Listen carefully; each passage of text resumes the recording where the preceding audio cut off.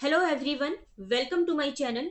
तो आज हम करने वाले हैं अपने टॉपिक नंबर 4 को। इससे पहले मैंने टॉपिक नंबर 1, 2, 3 करवा दिया है और आज हम टॉपिक नंबर 4 में करने वाले हैं इंपॉर्टेंट बुक्स एंड ऑथर के बारे में।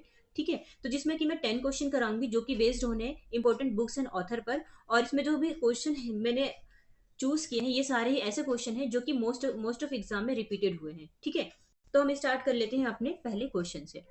देखो, हमारा जो फर्स्ट क्वेश्चन है ये है, Gitanjali is a collection of poems by dash. अब देखो, इमेज के थ्रू पता ही चल गया होगा कि जो गीतांजलि पोएम है ये किसके द्वारा लिखा गया है। तो ये लिखा गया है रविन्द्रनाथ टैगोर जी के द्वारा। तो ऑप्शन नंबर 1 हमारा करेक्ट आंसर हो जाएगा, रविन्द्रनाथ टैगोर।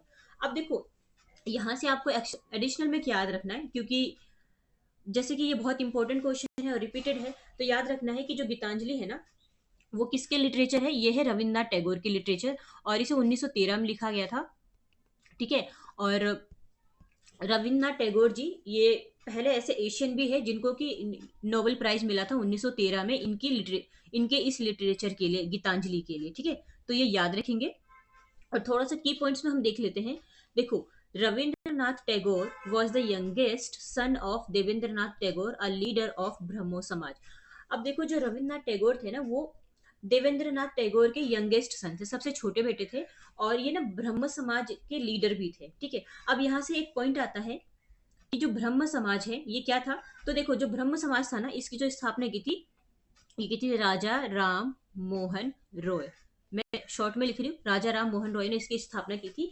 और यहाँ से कंफ्यूज नहीं होना है आपको, क्योंकि जो देवेंद्रनाथ टैगोर थे ना, वो यहाँ के एक लीडर थे, एक नेता थे ब्रह्मो समाज के। और इसकी स्थापना जो की थी ये राजा राम मोहन रॉय ने की थी। ठीक है, और रविन्द्रनाथ टैगोर जी को गुरु जी कहा जाता है, गुरुदेव कहा जाता है। और इनको नोबेल प्राइज 1913 में मिला है। और ये पहले ऐसे जीतने वाले, ये पहले एशियन बन गए हैं नोबेल प्राइज जीतने वाले।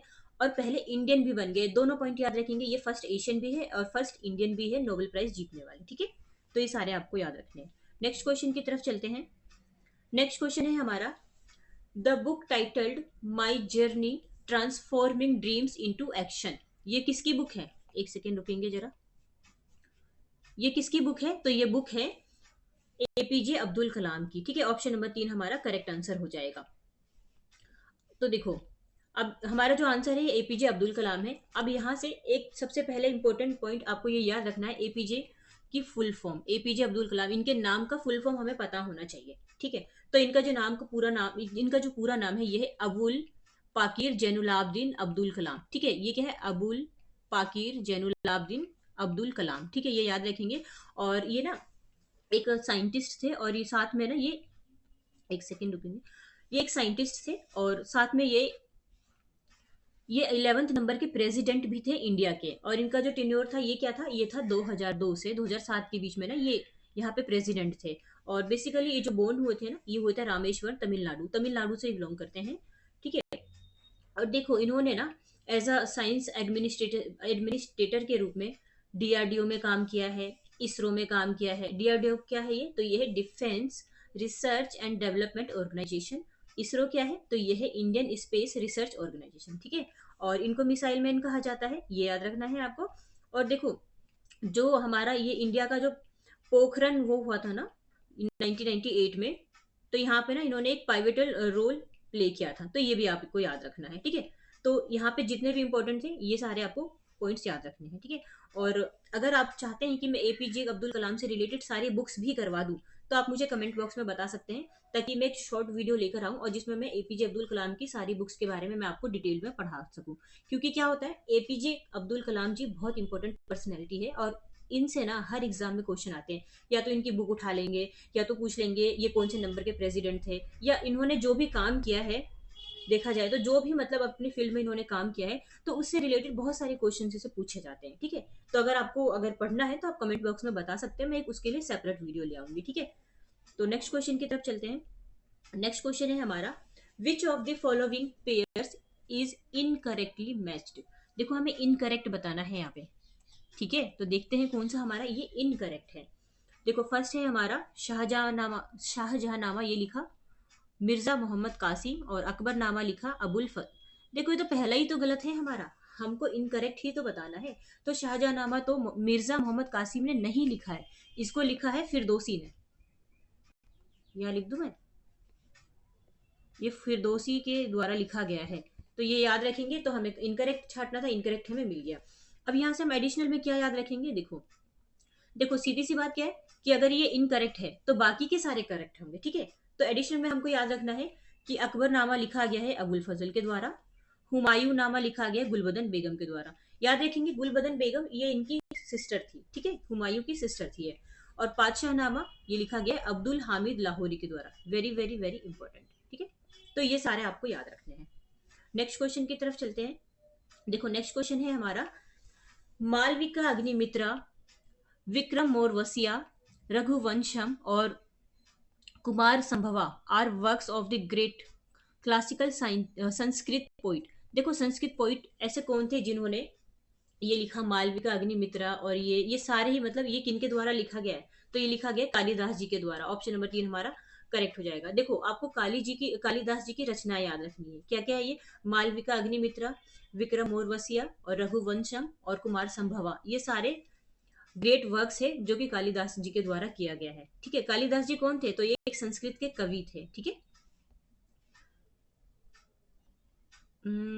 नेक्स्ट क्वेश्चन की तरफ चलते हैं। देखो नेक्स्ट क्वेश्चन है हमारा, the story of my experiments with truth. ये बुक किसके द्वारा लिखी गई है, इमेज से समझ में आ गया होगा। ये लिखी गई है गांधी जी के द्वारा, महात्मा मोहनदास करमचंद गांधी जी के द्वारा, ठीक है। अब देखो इनसे एडिशनल में क्या याद रखना है, जो महात्मा गांधी जी है, Mahatma Gandhi is considered the father of the nation. Mahatma Gandhi ji को father of the nation considered किया जाता है। इनका जो बोर्न हुआ था वो 1869 में हुआ था, 2 अक्टूबर 1869 में, ठीक है। और ये साउथ अफ्रीका गए थे लॉ की पढ़ाई करने, कब, 1893 में गए थे। और लौटे कब थे, तो 1915 में लौटे थे, ठीक है। और साथ ही साथ ये याद रखना है कि साउथ अफ्रीका का ही एक देश है डरबन, डरबन नाम से, वहां पे इन्होंने फिनिक्स सेटलमेंट स्टार्ट किया था। और वहाँ और एक जगह इन्होंने टोलिस्टॉय फॉर्म स्टार्ट किया था, कहाँ पर, ये जोहान्सबर्ग में, ये भी साउथ अफ्रीका में। तो ये इनके द्वारा किए गए सारे कार्य हैं, काम हैं, ठीक है। और इनका जो पहला सत्याग्रह हुआ था ना, ये हुआ था 1917 में, कहाँ, बिहार में, चंपारण सत्याग्रह। चंपारण नाम की जगह जो है ये बिहार में है, तो चंपारण सत्याग्रह बिहार में हुआ था और ये गांधी जी का पहला सत्याग्रह था, ठीक है। और टैक्स के लिए इन्होंने नमक सत्याग्रह पे भी काम किया था, ये कब हुआ था, 1930 में हुआ था, ठीक है। और 30 जनवरी 1948 को इनकी डेथ हो, इनकी गोली मार के मतलब हत्या कर दी गई थी, ऐसा असैसिनेटेड लिखा हुआ है ना, मतलब किसी भी राजनीतिक कारण से किसी की हत्या कर देना, ठीक है। तो ये सारे आप देखो, यहाँ से डरवन वाला पॉइंट छोड़ भी सकते हैं और जोहान्सबर्ग वाला वर्ड ये भी छोड़ सकते हैं, बाकी तो आपको सारे याद रखने हैं ना। एक मिनट रुको, मैं आपको फिर से बताती हूँ क्या आपके लिए ज्यादा इंपॉर्टेंट नहीं है। एक तो ये पॉइंट और दूसरा ये पॉइंट, बाकी इसके अलावा तो सारे ही इंपॉर्टेंट है ना। अच्छा, इनके जो नोटेबल वर्क है, इन्होंने और किस किस चीज के लिए वर्क किया, तो देखो हरिजन याद रखना है, Indian opinion, young India, the story of my experiment with truth, ये तो हमारा आंसर ही था, और सत्याग्रह इन साउथ अफ्रीका, ये और हिंद स्वराज, ये सारे आपको याद रखने हैं, ठीक है। गांधी जी भी एक इंपॉर्टेंट पर्सनैलिटी बन जाते हैं किसी भी गवर्नमेंट एग्जाम के पर्सपेक्टिव व्यू से, ठीक है। नेक्स्ट की तरफ चलते हैं। देखो नेक्स्ट क्वेश्चन है हमारा, who of the following person wrote a book named किताब उल हिंद। किताब उल हिंद ये बुक किसके द्वारा लिखी गई है, तो ये लिखी गई है अल बिरूनी के द्वारा। ऑप्शन नंबर 3 हमारा करेक्ट आंसर हो जाएगा, किताब उल हिंद अल बिरूनी ने लिखा है ये। नेक्स्ट क्वेश्चन पे चलते हैं। नेक्स्ट क्वेश्चन है हमारा, which of the following Sanskrit dramas gives detail of Chandragupta Maurya. इसमें से ऐसा कौन सा संस्कृत का ड्रामा है जिसमें कि चंद्रगुप्त मौर्य के बारे में डिटेल बताया गया है, ऐसा कौन सा है, तो देखो ये है मुद्रा राक्षस, मुद्रा राक्षसम, ठीक है। ऑप्शन नंबर 2 हमारा करेक्ट आंसर हो जाएगा। अब देखो मुद्रा राक्षस में क्या बताया गया है कि चंद्रगुप्त मौर्य किस तरह से राजा बने, कौटिल्य का जो, कौटिल्य भी थे ना जो इनको सजेस्ट करते थे कि आपको ऐसा करना है वैसा करना है, मतलब एक तरह से इनके गुरु ही थे ना। तो जो कौटिल्य थे उनकी जो योजना थी, उनके जो प्लान्स थे उस पे ये काम करते थे, और किस तरह से उन्होंने नंद वंश को हराया, चंद्रगुप्त मौर्य किस तरह से राजा बना, किस तरह से इसने अपना शासन किया, ये सारा दिया हुआ है मुद्रा राक्षस में, ठीक है। ये तो ये सारे आपको याद रखने हैं। नेक्स्ट क्वेश्चन की तरफ चलते हैं। देखो नेक्स्ट क्वेश्चन है हमारा, whose autobiography is playing it my way. देखो प्लेइंग इट माई वे ये किसकी ऑटोबायोग्राफी है, तो ये सचिन तेंदुलकर की ऑटोबायोग्राफी है। Very very very important personality, ठीक है। जिसमें भी मैं स्टार लगाती हूँ ना, मेक श्योर कि आप उसको तो जरूर याद रखेंगे, चाहे कैसे भी। चाहे तो आप वीडियो को 2 बार देखिए, या फिर जब वीडियो देखते हैं तो एक कॉपी पेन लेके बैठिए, जिसमें भी मैंने स्टार मार्क्स किया है उसको तुरंत लिख लीजिए, ठीक है। नेक्स्ट क्वेश्चन की तरफ चलते हैं। नेक्स्ट क्वेश्चन है हमारा, ये है, the book the life divine was written by. The life divine, ये बुक किसके द्वारा लिखा गया है? तो इसको लिखा गया है अरबिंदो घोष के द्वारा, श्री अरबिंदो घोष जी के द्वारा, ठीक है। तो ये हमारा करेक्ट आंसर हो जाएगा। अब देखो, अरबिंदो घोष से रिलेटेड और हमको क्या याद रखना है, और इंपॉर्टेंट बुक्स को हमें, और ऐसे कौन सी इंपॉर्टेंट बुक्स है जो हमको याद रखना है, तो वो है powers within, the synthesis of yoga, the rebirth and karma, essay on the Gita, ठीक है। तो ये 4 बुक याद रखना है, इसको पढ़ सकते हैं, ठीक है। बाकी ये 4 आपको याद रखना है। नेक्स्ट क्वेश्चन की तरफ चलते हैं। नेक्स्ट क्वेश्चन है हमारा, देखो, Tulsidas composition the Ramcharitmanas was written in dash language. देखो, रामचरितमानस कौन सी लैंग्वेज में लिखा गया? तो इसको अवधि भाषा में लिखा गया। ऑप्शन नंबर 3 हमारा करेक्ट आंसर हो जाएगा, ठीक है। और देखो, हमने अपनी सीरीज को कंप्लीट कर लिया है। अगर आपको ये सीरीज अच्छी लगती है तो इसको लाइक एंड सब्सक्राइब कर सकते हैं, ठीक है। So thank you so much, हम फिर मिलेंगे एक नए टॉपिक पर।